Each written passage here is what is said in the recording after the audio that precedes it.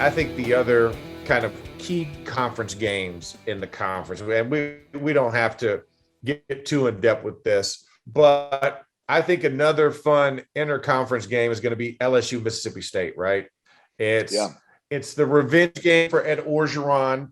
You know, it's Mike Leach in year 2 with Costello, and they're in a better place now when they're seeing LSU, and they got to go to Stark Vegas, right? Cowbell County to get this done. Has LSU shaken off those bugaboos from last year, or I'm saying from last season and the beginning of this year against UCLA? I mean, are they a squad that? I mean, are we just expecting too much from them this year? And how hot is that seat for Ed O if he doesn't get this victory?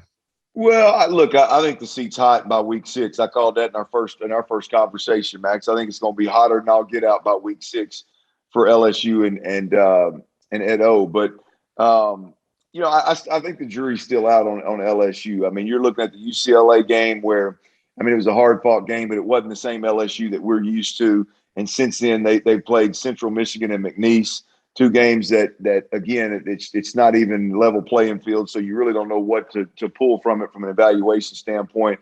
Obviously, they were the better football team in those 2 games. You know, I wonder if LSU, because of all the new coordinators and all the change from their national championship year 2 years ago, all the change with COVID, they've been through.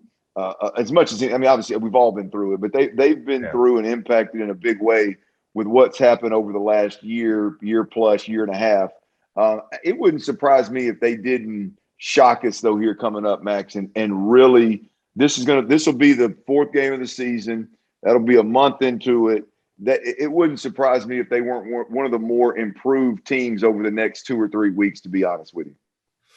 Yeah, no, and I think what you said, you alluded to it, was, you know, you've played McNeese, right? You've played Central Michigan, but coming into this week, you know, obviously we know Mike Leach could give 2 you-know-whats about running the football, but LSU's had a pride in hanging their hat on running the football. These are the 2 worst running teams in the SEC.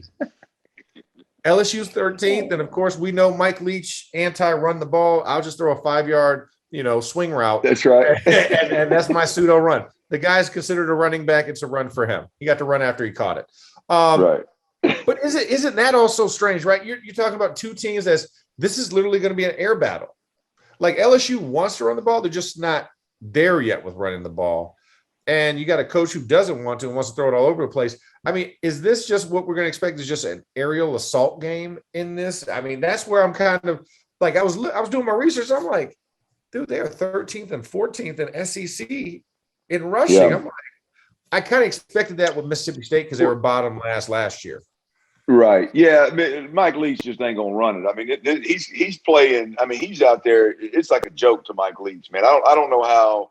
It's hard for me to even take him serious, man. I know he's a great football mind. He's one of the originators of the air raid, or one of the early originators of the air raid.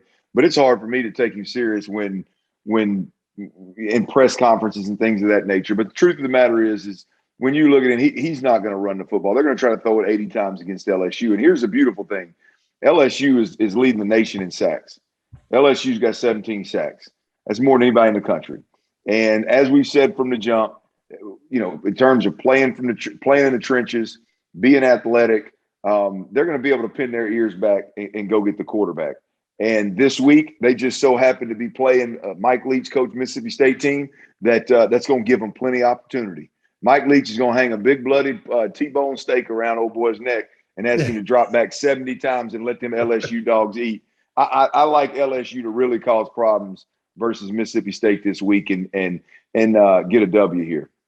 Yeah, no, I mean, I listen, for Ed O's sake, I need him to get that W, because you go 0-2 against Mike Leach, the most one-dimensional team in all of SEC football. It's going to be a problem.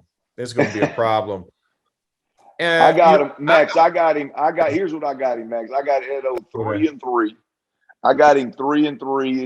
This is what we talked about in episode 1. I got him 3-3 on the, just firmly sat on that damn hot seat after the Kentucky game, week 6. Okay. I guess is that week Is there a bye in there? Bing, bing, bing. No, that's right. That's week 6. Okay. Well, hey, listen, we'll see if he can get to 3-1 and then work on those next 2 losses.